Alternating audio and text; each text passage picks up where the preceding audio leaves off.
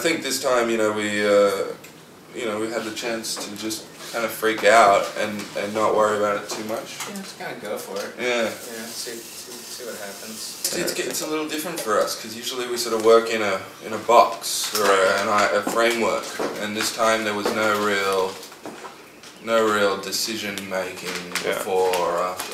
We did feel like Aaron and I were talking about the idea of like how much of an impact music can have on you when you're in your teenage years, and how like one song or one band can really become your life. And we tried to sort of like think about that and the ways that kind of music, what music we were listening to when we were that age, and how it affected us, and trying to sort of think about getting that sort of direct line to the gut rather than through the cerebral,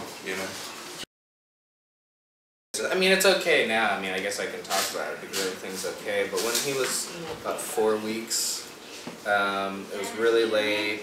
I put him to bed, and I was walking to the bathroom, and he had just really started being able to run. I mean, he just started to walk, and I was just starting to run, and he just ran up underneath my foot, and I didn't see him. I couldn't shift, and I stepped on him, and his neck got all twisted, and blood started pouring out of his nose and his mouth, and he was doing this weird crying. He was coughing up this blood. I mean, there was just blood was everywhere.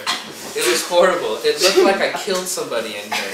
I had never been more freaked out in my life. I mean, it was the worst experience I've ever gone through. And so, I scoop him up and rush him to the emergency hospital, and he was in an emergency. Were you scared to pick him up?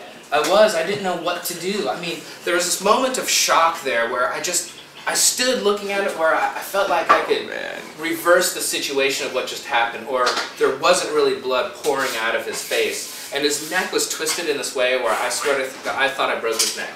It's just a nightmare, like to think about what Julian went through with this. I don't remember crying harder ever.